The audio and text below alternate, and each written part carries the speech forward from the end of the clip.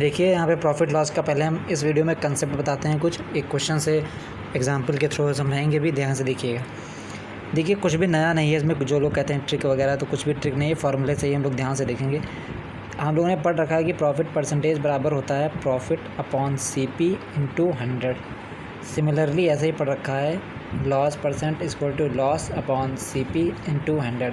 इसका मतलब साफ है कि अगर हमें प्रॉफिट परसेंटेज दिया गया है, सपोज डेट अगर मान लीजिए हमसे कहा गया है 20% प्रॉफिट, तो इसका मतलब है कि जब हम इसको रेशियो में बदलेंगे तो हमें नीचे जो वैल्यू दे रखी होगी वो हमारी CP होगी, ठीक। और इस फॉर्मूले के अकॉर्डिंग ऊपर देखिए प्रॉफिट है तो ये 1 रुपया प्रॉफिट, 1 यूनिट प्रॉफिट होगा।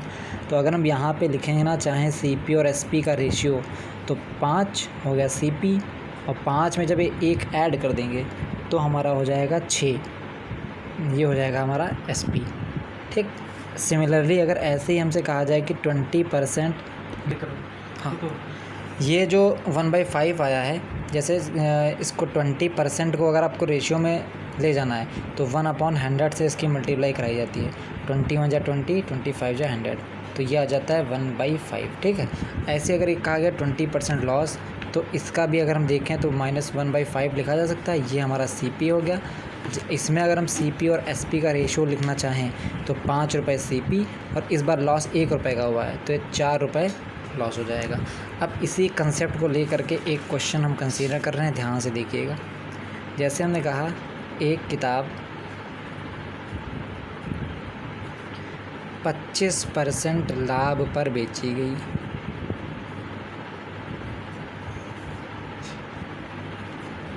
यदि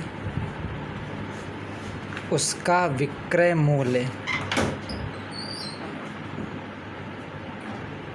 150 रुपये रख लीजिए, 150 रुपये हो तो क्रय मूल्य बताइए। ध्यान से देखिए, तो इसको एक एग्जांपल के थ्रू समझ रहे हैं। इन्होंने कहा 25% प्रॉफिट, आप लोग को सबको इसी पर ध्यान देना है। तो हमने लिख लिया कि जो प्रॉफिट है हमारा वो 25% है, इसको रेशियो में कन्वर्ट करिए। अभी तो आपको लग रहा होगा कि बहुत टाइम लग रहा है, लेकिन जब ये चीज़ें दिमाग में आ जाएंगी तो टाइम बिल्कुल नहीं लगेगा। अब यहाँ पे हम CP और SP का रेशियो लिख लेते हैं। हमने बताया था, देखिए ऊपर की जो नीचे की वैल्यू होगी वो 5 यूनिट CP है। यहाँ पर कितने यूनिट CP है? 4, तो हमने यहाँ पर लिख दिया 4 में जब ये एक प्रॉफिट कह रहा है तो ऐड कर दीजिए, यहाँ पे हो गया 5 यूनिट SP। क्वेश्चन में कितने रुपए दे रखा है SP? 150, और हमारा 5 यूनिट SP है, तो हम यहाँ से ले सकते हैं कि 5 यूनिट की वैल्यू 150 और 1 यूनिट की वैल्यू 30 रुपये। कैसे? डिवाइड करके 5 × 5, 5 × 3 = 30। हमें चाहिए CP कितने यूनिट है? 4 यूनिट। तो यहाँ पर हम जो है 4 की मल्टीप्लाई 30 से कर देंगे, कितना आ जाएगा? 120। यही हमारा CP हो गया, ठीक है। फिर से ज़रा ध्यान समझिए, इसमें कहा गया था कि 25% लाभ पर बेचा गया, मतलब प्रॉफिट हुआ है इसको। तो हमने वही हमारा जो ये फार्मूला बताया गया था हम लोग को 8th स्टैंडर्ड तक, उसका यूज़ करा हमने, इसको चेंज कर दिया रेशियो में, 1/4 आ गया। चूँकि यहाँ पर प्रॉफिट क्या रखा है इन्होंने, तो जो ये हमारा 1 रुपया और 1 यूनिट दिया हुआ है, ये हमने ऐड करके SP निकाल लिया। फिर क्वेश्चन में देखा कि हमें SP दे रखा है या CP, तो इन्होंने SP दे रखा था 150 रुपीज़। तो जो 5 यूनिट लिखा हुआ है इसको इक्वल कर दिया हमने SP के, यहाँ से 1 यूनिट निकाल लिया। हमारा 4 यूनिट था CP, तो 4 की मल्टीप्लाई कर दी 1 यूनिट से, सीधा मल्टीप्लाई आ गया 120। तो एक हमारा ये क्वेश्चन हो गया। एक लॉस पर भी देख लीजिए, अगर मान लीजिए फ्रैक्शन मिक्स फ्रैक्शन में आ जाए, जैसे यदि एक किताब 6 सही 1/4% हानि पर बेची गई,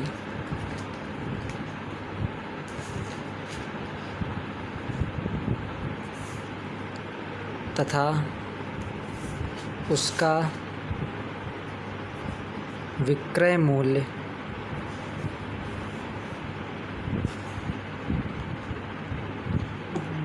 300 रुपये,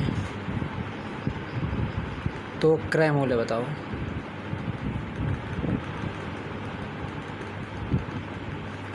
तो देखिए पहले तो इसको हम चेंज कर लेते हैं, 6 होल 1/4 तो 6 होल 1/4, इसको चेंज करने का तरीका आपको आना चाहिए।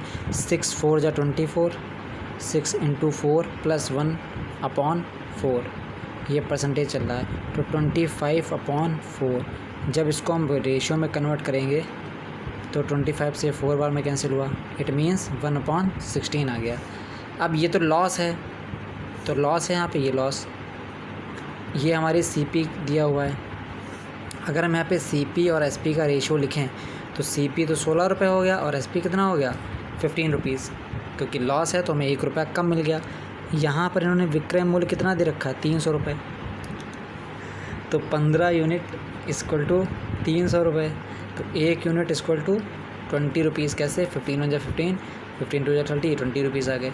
हमें चाहिए क्या, हमें चाहिए ये वैल्यू चाहिए 16 की वैल्यू। तो यहाँ पे CP बराबर कितना हो जाएगा 16 × 20, 16 दूनी 32, 320 रुपये, यही हमारा आंसर। तो इस पूरे वीडियो को आप ज़रा देखिएगा, एक बार फिर से समझ लीजिए। यहाँ पे हानि जो दी गई है वो 6 होल 1/4 दी रखी है, तो हमने इसको पहले कन्वर्ट करा फ्रैक्शन में पहुँचे तो माइनस का 1/16 आया। ये माइनस और ये प्लस, आप अपनी सुविधा के लिए, प्रॉफिट है तो प्लस लिख लीजिए, लॉस है तो माइनस लिख लीजिए, ताकि गलती नहीं हो कहीं पर। फिर हमने CP SP का रेशियो लिखा, ये हमारा यूनिट होता है, यहाँ पर ये बात ध्यान रखिएगा।